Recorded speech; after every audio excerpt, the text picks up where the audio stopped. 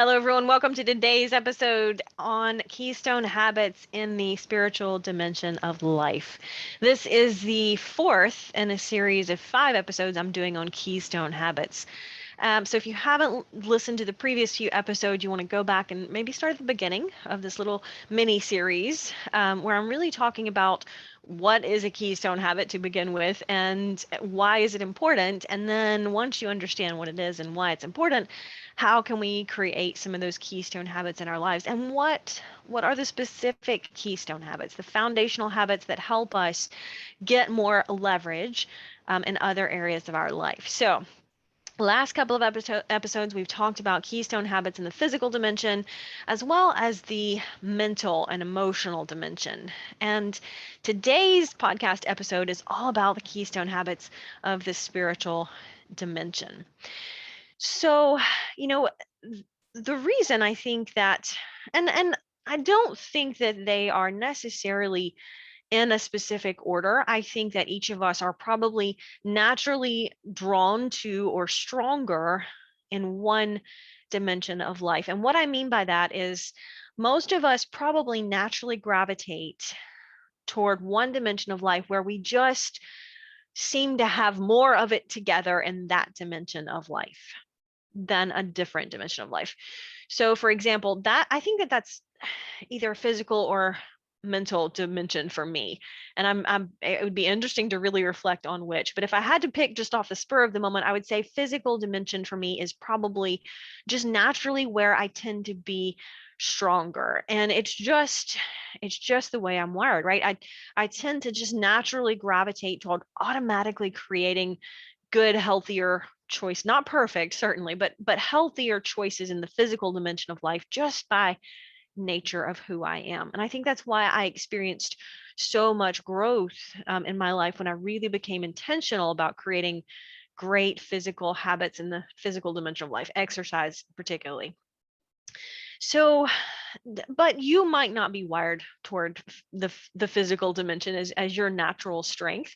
It just happens to be one of my stronger areas. Maybe the mental dimension, but if I just had to pick one right off the cuff without reflecting on it, I would probably say that the physical one is just where I tend to naturally gravitate. And just that's the dimension of life that it was easier for me to, you know, really bring into balance and harmony and to be intentional in that dimension of my life, in that space of my life. It just comes more naturally to me, it seems like. There again, we're all wired a little differently, I think, but I really feel like that's just my natural area. I tend to just be naturally interested. If I'm just reading for fun, for example, or listening to a podcast just to, something that I enjoy, maybe I'll learn from, but something that I'll enjoy, it's amazing how much of the time I'm turning toward books on nutrition and wellness, or healthy exercise, or running, or something like that. And that's what I'm, not even necessarily trying to be intentional about learning something from that book, but just, hey, this is interesting to me. I want to read about it. I just enjoy reading about things like that. So I think that I don't think there's one dimension of life that we all automatically start to grow in. But I think that for each of us, we have kind of a natural area again where we're just naturally, we pull a little more naturally toward one dimension of life where we just seem to have a little more altogether. Now, that doesn't mean we're not weaker in another area of life. In fact, that's often the case. If we're naturally strong in one dimension of life, we have to be careful that we're not neglecting another area of life, because life is interconnected. The dimensions of life are interconnected because we as a human being are interconnected with all dimensions of our life, and we carry our whole self with us everywhere we go. We can't help that, right? We carry all of us everywhere we go. And it's almost a cliche that you've heard about the very successful executive whose health is suffering because they're not paying attention to the health dimension of life. So that's someone who maybe just was naturally, successful and gravitated toward the social dimension. Their career's going great. They're executive in a good, a great career path or a good company, but they're neglecting the physical dimension of life. And so just a word of caution there. whether you know what your natural tendency is or not, just be careful to look back at all areas of life from time to time and make sure that you are not neglecting one area, that you are looking for some balance and harmony. Now, that's going to look a little different from all of us. And let me tell you, that will change in the seasons of life. The example of a new mom with a brand new baby is not getting a whole lot of sleep, right? And so physically, she's a little tired, she's a little drained, but she's a little out of balance, but she's in harmony, right, with the season of her life, the time of her life, and that's okay. We can get a little bit out of balance from time to time. We just need to be intentional that we are bringing that sense of balance back and kind of restoring it a little bit. Because if we neglect one dimension of life for too long, we'll find that starts to suffer long term, and then it affects the other dimensions of life, right? If our health is poor, sooner or later we're going to pay a toll in the other areas of life. So when we think about this spiritual dimension of life, and last podcast episode I really talked about making sure we're developing our character, right? And that can happen in a lot of different ways. We see kids who play on high school sports and athletics.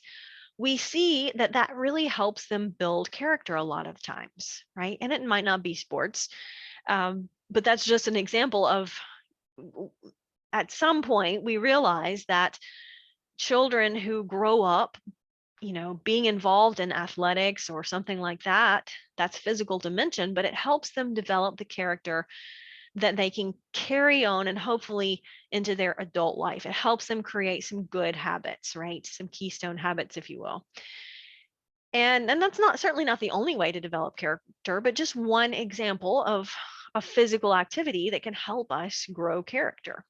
And then, I talked a little bit last podcast episode too about the mental and emotional dimension and how we develop our character by growing and reading specifically, or absorbing new information and new insights, new wisdom.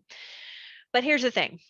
Just absorbing all of the knowledge in the world isn't going to help you if you don't apply it. And I think that's why today's podcast episode is a really good sequel to last week's podcast episode, because today I'm talking about the spiritual dimension of life. And I don't really mean religion. When I say spiritual dimension of life, that it could be your religion. And religion certainly is derived from our spiritual life. But religion is the how we practice, the how we carry out the results of our spiritual life, right? Whatever our spiritual journey, a faith-based journey, would absolutely result in, having a religious practice. But when I say spiritual life, it's bigger than just going to church on Sunday morning. When I say spiritual life, I think spiritual life is really where our values are kept, our heart dimension, if you will. And by that, I mean, what's really important to you and your journey and your heart space. Every single one of us have, our different values. A lot of us have the same values, but nobody can tell you what your values should be.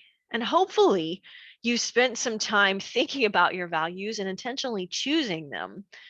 But that comes from that spiritual dimension, right? Where we intentionally sit down and think, what is most important to me? And how is that going to live out in my life? There again, the example of faith comes to mind. If faith is an important value to me, then how is that going to reflect in my life? Is that sitting down to pray before every meal? Is that going to church every week? Is that, ministering to people? Is that cooking food for sick people, right? There's lots of different ways that our faith journey could be manifested in the work of our hands. And that's just one example of one value. If your value and your spiritual dimension is health and wellness, then that's going to manifest in the physical dimension of life. So you start to see, as I talk through all of these different keystone habits, that life is truly interconnected. But a lot of us don't spend the time. I know I didn't. I probably was mid 30s, early 30s maybe, when I sat down and thought, what are my values? Like, what's really most important to me? Now, here's the thing. Most of us know what's important to us. It doesn't necessarily match what we would say is important, but I'll tell you, you can always figure out what is important to somebody by their checkbook, their calendar, and their conversation, right? What they're spending money on, what they're spending time doing, and what they talk about. Checkbook, calendar, and conversation.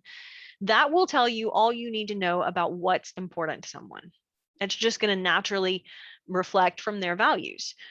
But there again, a lot of people don't just automatically sit down one day and go, I should list out my top few values, right? We just don't think about that. We're not really taught that concept. So if you haven't thought about that, that is where the spiritual dimension rests, is inherent in our values and what's most important to us.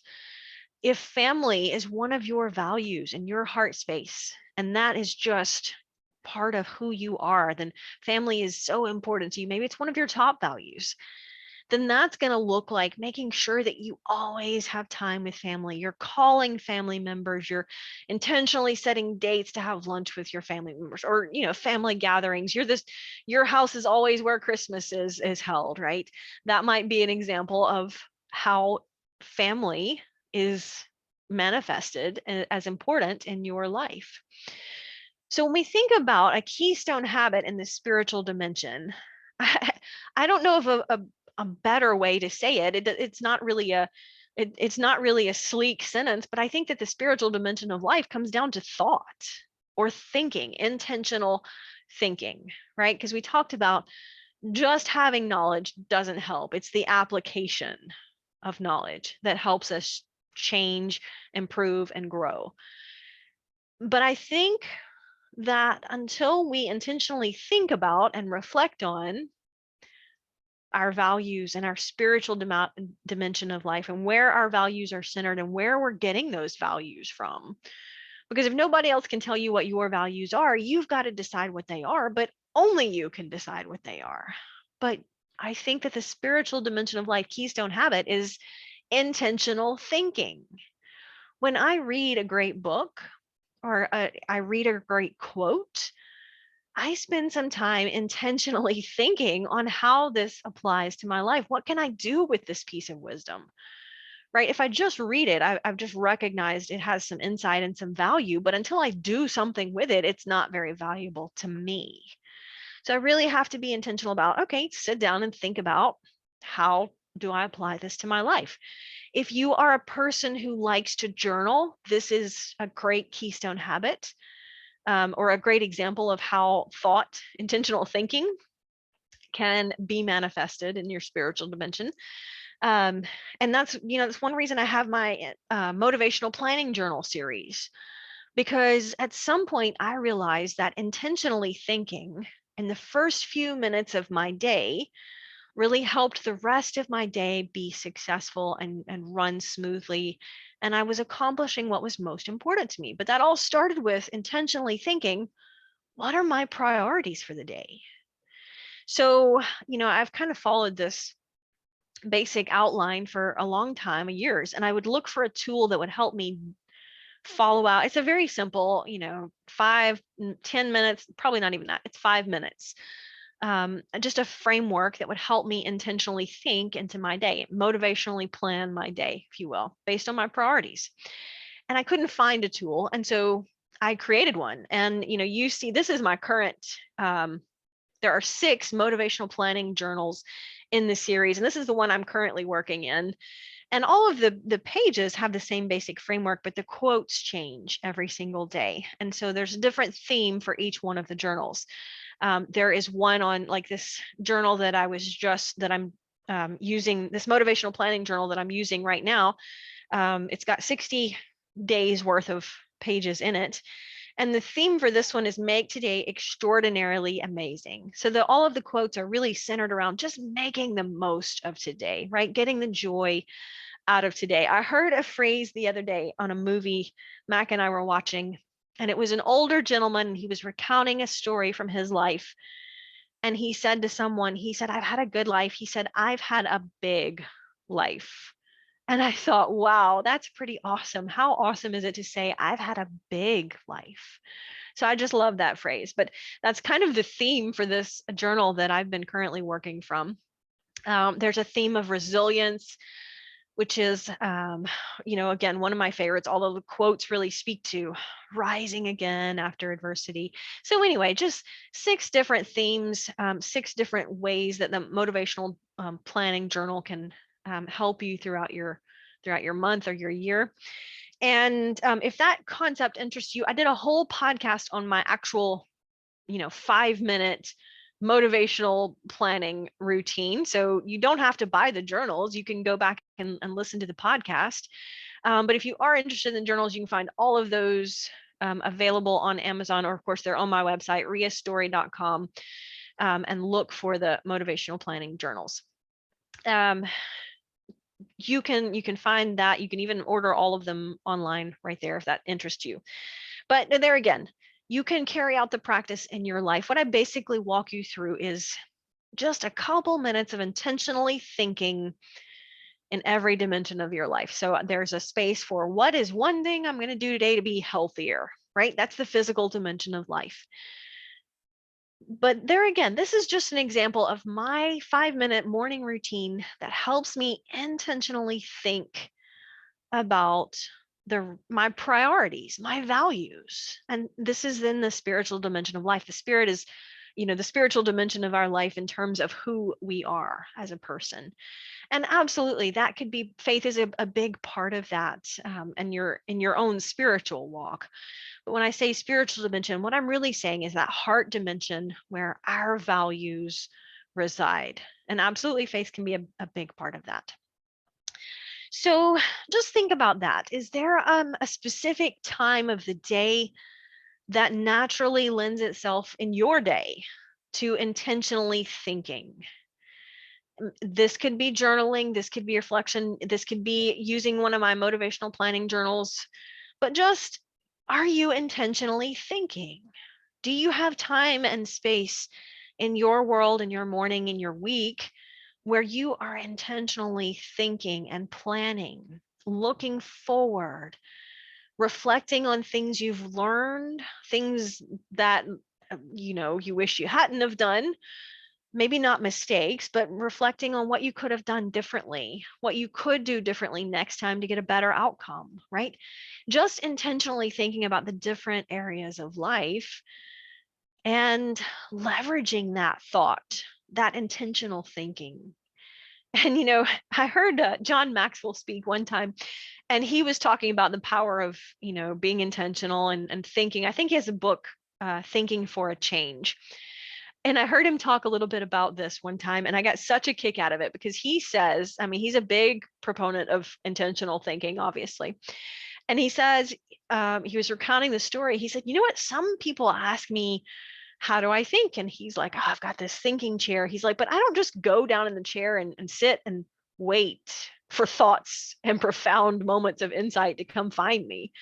He said, when I go to a place to think, whether that's, swimming or in my thinking chair or in my desk, at my desk in my office privately, he says, I have something that I'm intentionally thinking about. I don't just wait for great moments of insight to come find me. He said, because that's not going to happen.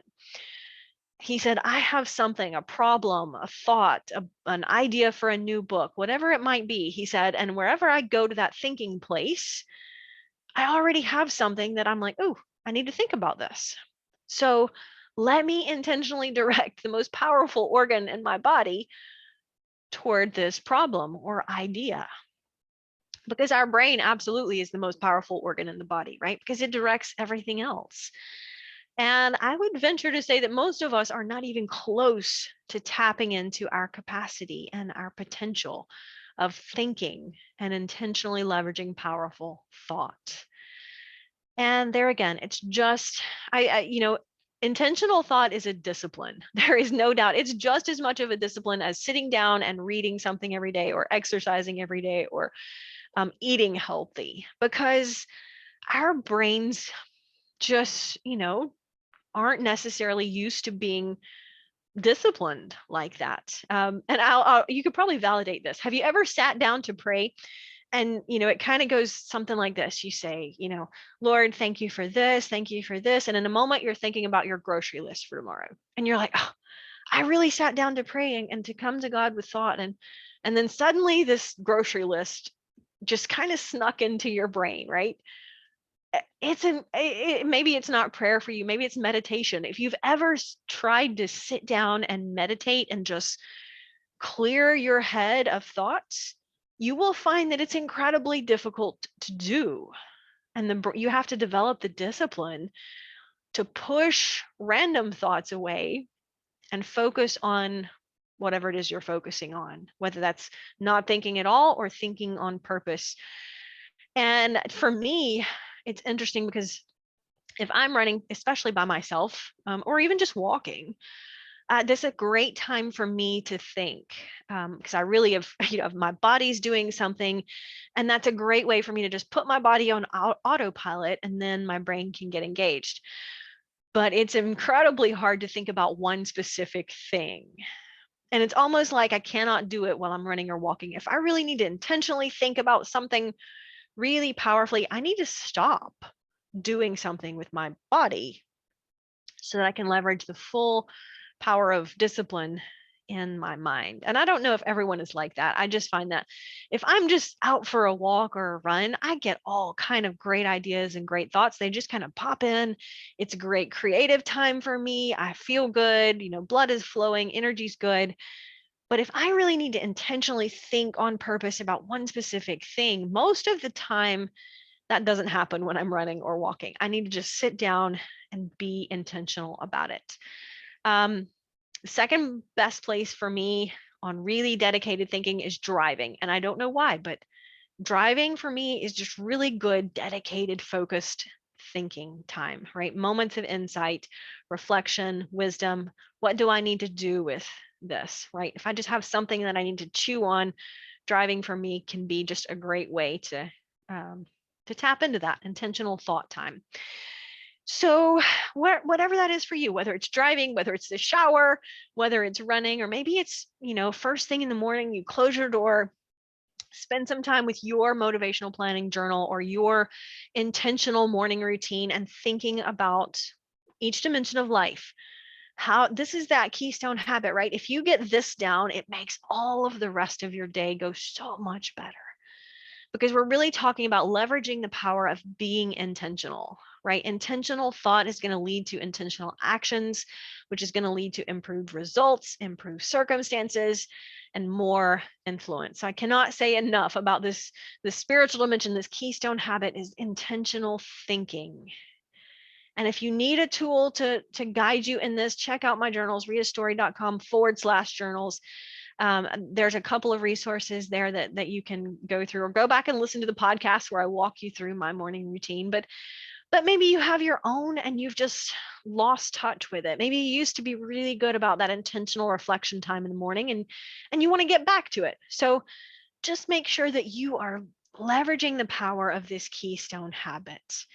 And if you're not a morning person and nighttime just absolutely is the deal breaker for you, then go for it, right? Figure out how this works for you best in your life and then make it work. Because if you are not spending even a few minutes a day, a few minutes a week, intentionally thinking about how to move forward in life, you are missing out on the brain, the mind, one of the greatest asset that you have in your body. So until next time.